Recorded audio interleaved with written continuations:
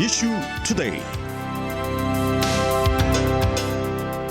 네, 어제 프랑스에서는 한국의 배우 윤정희 씨가 79살의 나이로 별세했다라는 소식이 있었습니다. 참으로 한국인들의 많은 팬들에게는 참 안타까운 그러한 소식이 되겠는데 고인의 명복을 비는 팬들이 굉장히 많으리라 믿어집니다. 지금 전화에는 문화평론가 문선영 씨 연결되어 있습니다. 안녕하십니까? 네, 안녕하십니까. 문선영 씨는 우리 윤정희 씨의 팬이십니까?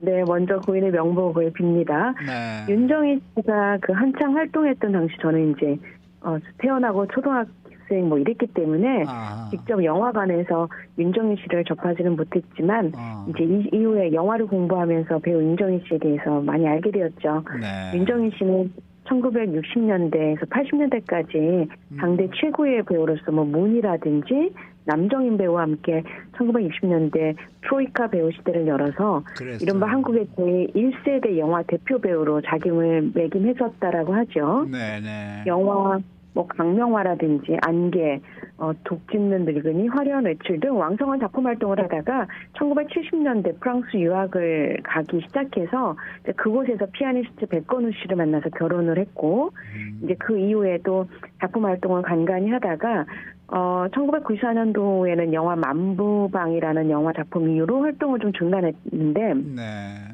2010년도에 아주 반갑게 다시 컴백을 하게 되죠. 바로 이창동 감독님의 시라는 영화로 16년 만에 작품을 연기하게 됐고 이제 많은 젊은 세대들조차도 이창동 감독의 시를 통해서 이 배우 윤정희 씨에 대해서 다시 한번 접하게 되는 그런 기회가 됐던 것 같습니다. 네. 영화 그 시는 칸 영화제에서는 각본상을 받았었고요. 그리고 윤정희 씨는 이 영화로 대종상 최우수 연기자상을 또 받기도 했었고, 그 당시 개봉 당시에 평생 영화를 하겠다고 이제 얘기를 하시고 많이 인터뷰를 하고 한국에 들어오셔서도 많은 대중들과 만나고 그랬지만 그 당시에 이미 알츠하이머 초기 진단으로 투병 중이었다라는 것이 나중에 알려지게 됐죠. 맞아요. 네, 남편 백건우 씨가 이제 그 사실을 사람들에게 이제 알리기 시작했고 지난해에는 뜻밖의 사건으로 이름이 좀 오르내렸는데 이 프랑스에서 윤정희 씨가 남편과 딸로부터 제대로 된 간호와 보살핌을 받지 못한다 하면서 한국에 남아있는 그 윤정희 씨의 친정 가족들이 백건우 씨와 딸을 상대로 해서 성년 후견인 지위를 신청 소속을 하는 다시 말해서 법적 후견인 대리로서 자격이 없다. 그래서 자격 박탈하는 소송을 좀 진행 중이어서 사람들의 입에 오르내렸었는데 이번 이제 어제 윤정희 씨께서 별세함으로써 소송은 그냥 종결될 것 같습니다. 네. 한국 분들에게는 윤정희 씨가 이제 배우이시기도 하지만 특히 백건우 씨와 영화 같은 사랑으로 한국인들에게는 또 다른 독특한 어떤 팬심을 불러일으켰던 배우이고요. 네. 또 백건우 씨와 결혼으로 한국 영화 배우들 사이에서 보면 당대에 사회 정치적인 어떤 배경과 연루를 통해서 어떤 스캔들이라든지 사실은 비참한 그리고 비애로운 삶을 사는 여배우들이 굉장히 많았었죠. 그런데 윤정희 씨는 그 어떤 스캔들도 이 백건우 씨와 결혼을 통해서 애초에 잠재웠던 보기 드문 한국 사회의 그 비극을 벗겨난 배우이기도 하다라고 기억될 것 같습니다. 네. 그 백건우 씨에 대해서 내조도 굉장히 열심히 잘 하셨던 그런 이야기들도 많이 나오고 있더라고요. 저는 한 가지 인터뷰에서 어떤 게 인상적이었냐면은 항상 여행용 가방이 쌓여져 있대요. 그래서 그냥 즉흥적으로 우리 오늘 여행 가자 그러면은 그냥 가방 달랑 들고 여행을 바로 출발할 수 있는 준비가 되어 있다라는 인터뷰를 제가 본 적이 있었는데 그때 굉장히 부러웠었거든요. 여행을 그렇게 좋아하셨다. 그런 점은 저랑도 비슷하네요. 저도 항상 여행 가방이 쌓여 있습니다. 아, 그래요? 와우. 저도 한번 따라해봐야 되겠습니다. 문선영 씨 왜 그렇게 여행 가방을 싸놓으셨어요? 사실은 풀지 않아서 지난 여행을 갔다 온 다음에 출장 갔다 온 다음에 풀지 않은 가방이기 때문에 언제든지 들고 출발할 수 있는 준비가 되어 있습니다. 쉼을 위한 여행이 아니라 일을 위한 여행 준비네요. 그러니까. 네. 참 아까 말씀하셨습니다만은 60년도에 트로이카 이 세 여배우 이 문희 씨, 남정임 씨, 윤정희 씨 저는 기억이 나네요. 그 세 분이 정말 그때 네. 당시에 대단했었었는데. 맞습니다. 네. 네. 자, 한국의 배우 윤정희 씨의 별세 소식도 있지만은 이것도 미국에서는 전설적인 가수 엘비스 프레슬리의 딸 리사 마리 프레슬리의 사망 소식도 있었습니다. 지난해 왜 엘비스 프레슬리 영화가 나왔잖아요. 그래서 리사 마리 네. 프레슬리가 또 사람들에게 많은 관심이 되기도 했었는데 이 소식도 함께 나눠주십시오. 네, 리사 마리 프레슬리는 너무나 잘 알려진 엘비스 프레슬리의 딸이죠. 근데 1968년생이니까 정말 젊다면 젊은 나이에 지난주에 이제 심장마비로 세상을 떴습니다.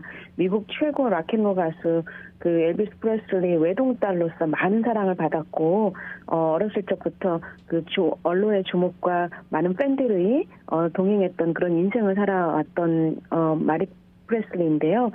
5살 때, 그녀가 5살 때 엄마와 아빠가 이혼을 했었고, 9살 때는 아빠인 엘비스 프레슬리가 47세 나이로도 심장마비로, 사실 사망을 했었기 때문에, 네.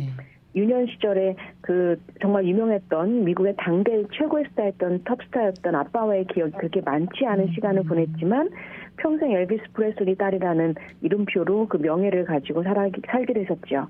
한때는 그 성년이 돼서는 마이클 잭슨하고 이제 결혼을 해서 그랬죠. 한번 유명세를 치르기도 했었고요. 또 언론에 오르내리기도 했었고.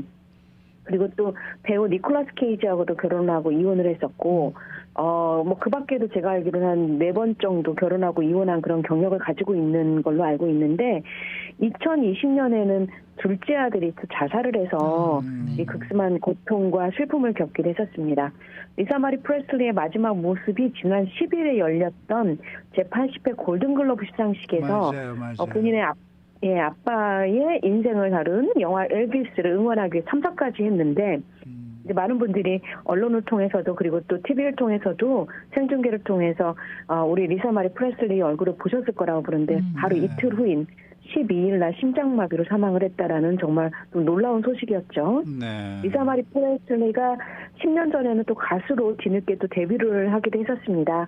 그런데 엘비스 프레슬리의 딸로서 영원히 팬들에게는 영원한 공주의 아이콘으로 살아왔었는데 뭐 그녀의 삶이 어쨌든 간에 미국에서는 그래도 팝 아이콘으로 불려졌던 정말 유명했던 그 딸이기도 했었고요. 심장마비로 아빠에 이어서 딸도 심장마비로 세상을 떠났다라는 사실이 좀 마음 아프기도 하고 충격적이기도 하죠. 네.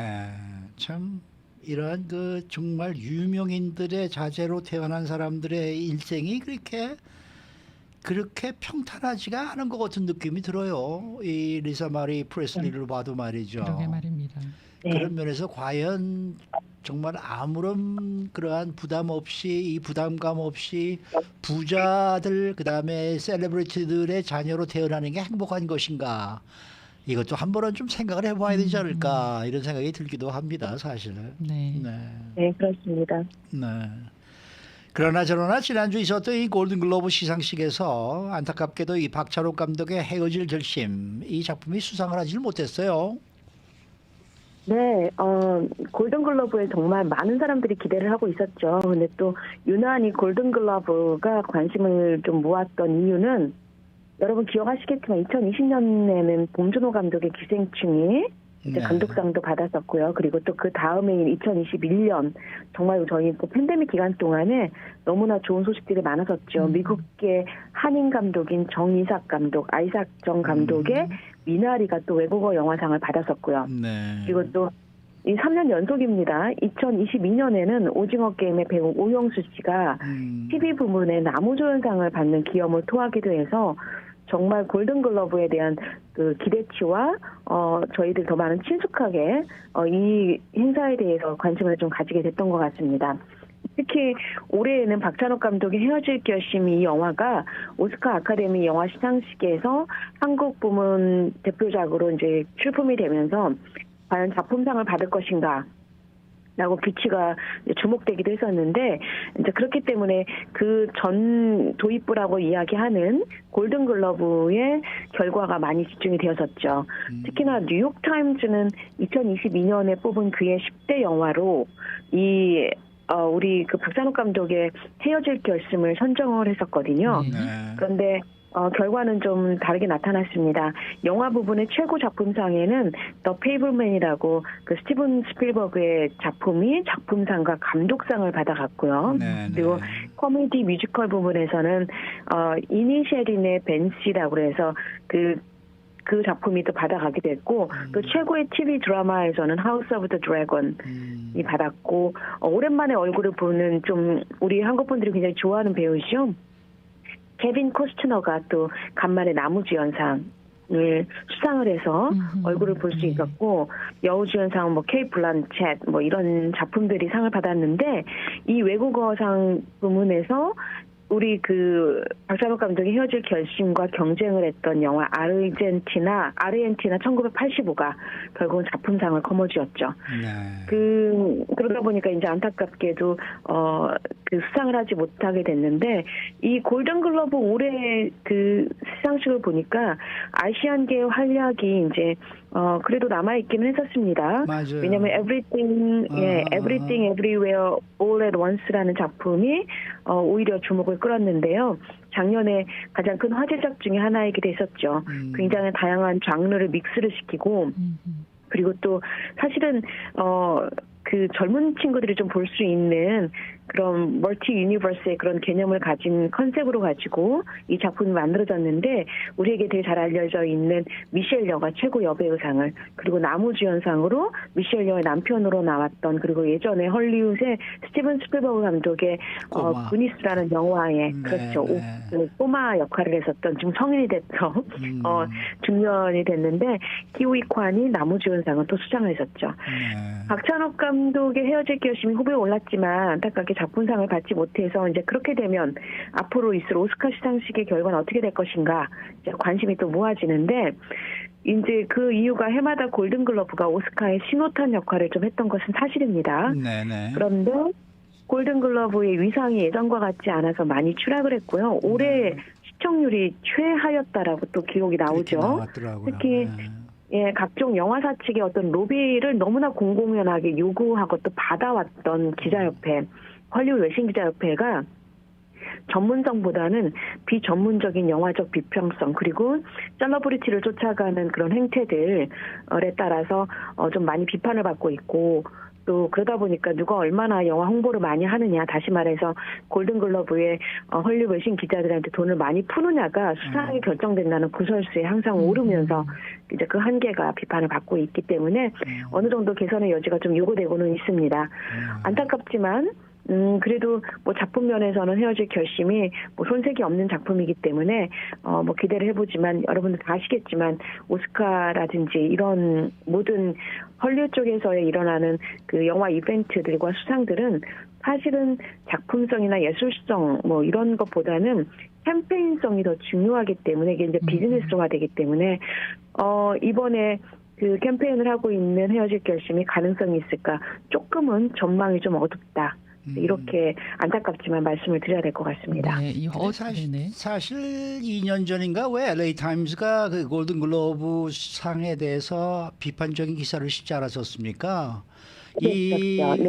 외신 기자 클럽이라는 그 자체가 지금 뭐 흑인이 한 명도 없다. 그리고 자기네들끼리만 똘똘 뭉쳐서 더 이상 뭐 회원도 받지 않고 이게 뭐 완전히 그냥 자기들만의 그런 이 잔치가 되고 있다. 뭐 이런 식의 비판으로 해서 지난해에는 이제 뭐 영화계에서 완전히 보이콧하기도 하고 그랬지 않았었습니까?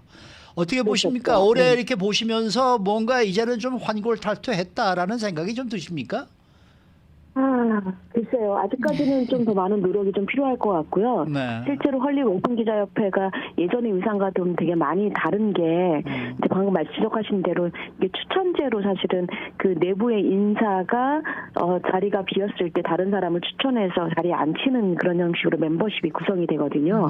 그러다 보니까 굉장히 권위성을 본인들 스스로는 담보했다고 하지만 전문성이라든지 아니면 영화를 바라보는 데 있어서 어떤 실력이라든지 이런 면에 있어서는 오히려 그 영화 측면에서 많이 멀어져 가고 있다. 그리고 그야말로 뭐 일종의 클럽 형식으로만 운영되고 있는 그런 한계들에 대해서 비판을 받고 있는데 그렇게 많이 개선될 것 같다라는, 왜냐하면 멤버와 네. 이 운영 시스템의 정신이 바뀌지 않는 한은 사실 그런 일을 좀 맞아요, 기대하기가 힘들겠죠. 맞아요. 그럼에도 불구하고 11월, 12월 그리고 1월, 2월로 이뤄지는 헐리우드 쪽의 영화계의 대단한 이벤트 중에 하나이기 때문에 앞으로 이러한 골든글러브의 행보는 계속 될 거라고 저는 생각을 합니다. 네.